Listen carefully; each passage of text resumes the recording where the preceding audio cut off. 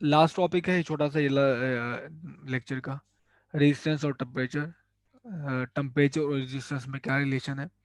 तो लास्टली मैं एक आर्गुमेंट दे चुका हूँ अभी ये थोड़ी पिछली स्लाइड पे, कि जैसे आप बढ़ाते हैं इसकी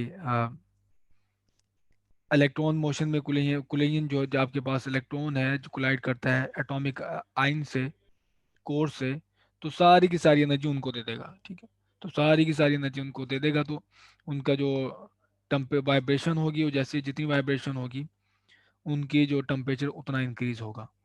तो आप यहाँ पे एक वाज़ेह तौर पे देख रहे हैं कि कोई ना कोई रिलेशन ज़रूर है एक रेजिस्टेंस में या और टेम्परेचर में। तो हमने यहाँ से वो बेसिक एक फंडामेंटल रिलेशन लिखा है जो एक्सपेरिमेंट आपके पास एम्पिरिकली शो करते हैं कि रेजिस्टिविटी और टेम्परेचर का रिलेशन बेसिकली ये है एक लिमिटेड रेंज के लिए।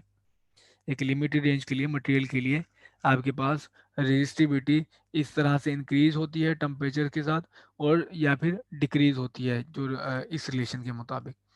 तो जो नॉट्स हैं, टी नॉट हमने लिए हैं, वो जैसे रो नॉट है is resistivity at some reference point T naught. तो किसी रेफरेंस टेम्परेचर के पे जो रेजिस्टिविटी है वो रो नॉट है। जैसे लेट्स से अगर आपके पास रेफरेंस टेम्परेचर 300 केल्विन है जो रूम टेम्परेचर है, तो वो आपके पास टी नॉट हो जाएगा, और उस पे जो मटेरियल की रेजिस्टिविटी होगी वो रो नॉट है। और अल्फा हमारे पास टेम्परेचर कोफिशिएंट ऑफ रेजिस्टिविटी है, टेम्परेचर कोफिशिएंट ऑफ रेजिस्टिविटी। ठीक। तो और इसको डिफाइन करते हैं हम, alpha is equal to 1 over rho naught delta rho over delta T. ठीक। अब यहाँ से जब आप एक ऑलरेडी एक रिलेशन पता है आपको, रेजिस्टिविटी का रेजिस्टेंस के साथ क्या रिलेशन है, रेजिस्टिविटी का रेजिस्टेंस के साथ क्या रिलेशन है, तो आप ये पुट करके, जिसमें आप देख सकते हैं कि लेंथ मटेरियल की, एरिया मटेरियल का कैंसिल आउट हो जाएगा, तो आपके पास एक वाज़ेह तौर पे रेजिस्टेंस और टेम्परेचर का रिलेशन आ गया। सो एट लो टेम्परेचर, तो ये पहले मैं इसको बता दूं कि ये जो आपके पास रिलेशन है आपको बताएगा, एक ये रिलेशन तो रेजिस्टिविटी और टेम्परेचर के दरम्यान में, ये रिलेशन हमारे पास एक कि स्पेसिफिक कंडक्टर के लिए एक में लिमिटेड रेंज के लिए अप्लाई होगा, और आपको ये वाज़ेह तौर पर बताएगा कि रेजिस्टेंस और टेम्परेचर के दरम्यान में क्या रिलेशन है। एट लो टेम्परेचर, और 0 केल्विन बेशक शामिल कर लें, rho due to collisions with impurities, rho at high temperature due to collision with atoms। तो आपके पास अगर टेम्परेचर 0 भी केल्विन है तब भी रेजिस्टिविटी उसकी जीरो नहीं होती। तो 0 केल्विन पे अगर आपके पास है, तो वो रेजिस्टिव इसमें मौजूद होगी किसकी वजह से, इम्प्योरिटीज की वजह से, collisions with impurities। ठीक। और अगर आपके पास टेम्परेचर हाई है, तो वो हम देख चुके हैं कि वो कोलिजन विद इलेक्ट्रॉन की कोलिजन होगी एटम के साथ। तो अगर आपके पास लो टेम्परेचर है तब भी रेजिस्टिविटी मौजूद होगी। वो क्यों मौजूद होगी, कुल electronic collision, electrons collision with impurities. और अगर आपके पास टेम्परेचर हाई है, तो इलेक्ट्रॉन की कोलिजन होगी एटॉमिक आयन के साथ, तो उस रेजिस्टिविटी का सोर्स वो होगा। तो एक इसमें मैंने कुछ रिलेशन शो किए हैं कि जो कोफिशिएंट है, टेम्परेचर कोफिशिएंट ऑफ रेजिस्टिविटी है, ये कभी नेगेटिव भी होता है। ठीक, पॉजिटिव होता है। पॉजिटिव का मतलब ये है कि टेम्परेचर बढ़ाने से रेजिस्टिविटी बढ़ेगी, और नेगेटिव का मतलब ये है कि टेम्परेचर बढ़ाने से रेजिस्टिविटी कम होगी। ठीक है, तो रिवर्स रिलेशन है इन दोनों के दरम्यान में, टेम्परेचर बढ़ाने से रेजिस्टिविटी कम होगी।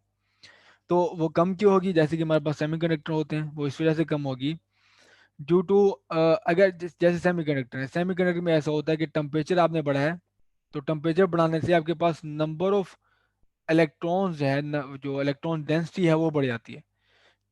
ठीक है, तो जिन मटेरियल्स में इलेक्ट्रॉन टेम्परेचर बढ़ाने से इलेक्ट्रॉन डेंसिटी बढ़ जाती है, तो उस उन मटेरियल्स में आपके पास जो रेजिस्टिविटी है वो कम हो जाएगी। ओके, क्योंकि आपके पास टेम्परेचर जैसे बढ़ा, नंबर ऑफ इलेक्ट्रॉन्स बढ़ गए, तो नंबर ऑफ इलेक्ट्रॉन्स हमने पीछे स्लाइड पे देख चुके हैं, वो इनवर्सली प्रोपोर्शनल टू रेजिस्टिविटी है। तो ये हमारे पास पीछे स्लाइड में हमने देखा है 1/n है। तो जैसे आप टेम्परेचर बढ़ाएंगे, जैसे कि सेमीकंडक्टर मटेरियल है, तो number of electrons per unit volume यानी कि इलेक्ट्रॉन डेंसिटी बढ़ेगी, जब इलेक्ट्रॉन डेंसिटी बढ़ेगी तो रेजिस्टिविटी बढ़ जाएगी।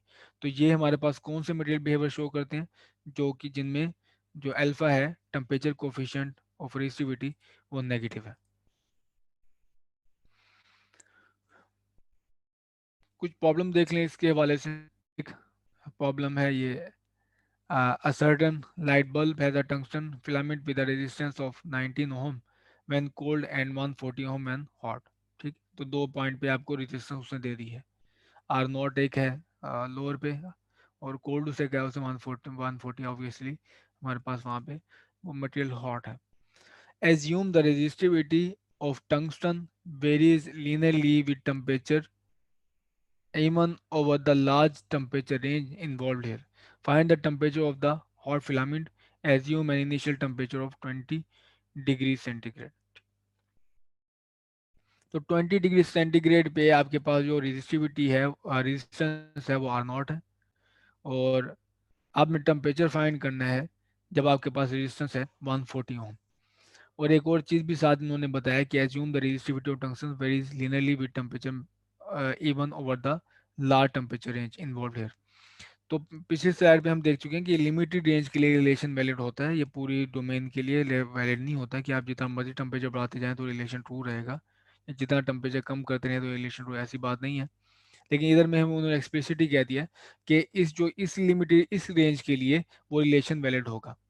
तो रिलेशन आप वही यूज करोगे obviously, R is equal to R naught 1 + α × T - T0। Alpha की वैल्यू कंडक्टर के लिए आपको टेबल से मिल जाएगी, ये टंगस्टन के लिए। आर की वैल्यू गिवन है, वो ये है। आर नॉट की वैल्यू ये गिवन है। टी नॉट की वैल्यू ये गिवन है। अल्फा ये आ गया। ठीक है, तो सारी वैल्यूज गिवन है, यहाँ से आप टी को सेपरेट आउट कर लो। और जैसे कि मैंने ये किया, जैसे हमने इसको सेपरेट आउट किया तो आपके पास मिल जाएगा टेम्परेचर। ठीक, तो टी नॉट को इस तरफ ले आओ, यहाँ नेगेटिव है प्लस हो जाएगा, तो टेम्परेचर का आप वैल्यू पुट करोगे आपको टेम्परेचर की वैल्यू मिल जाएगी। दूसरा प्रॉब्लम है मेरे पास, जो मैं यहाँ पे आपको पढ़ देता हूँ। ये प्रॉब्लम नंबर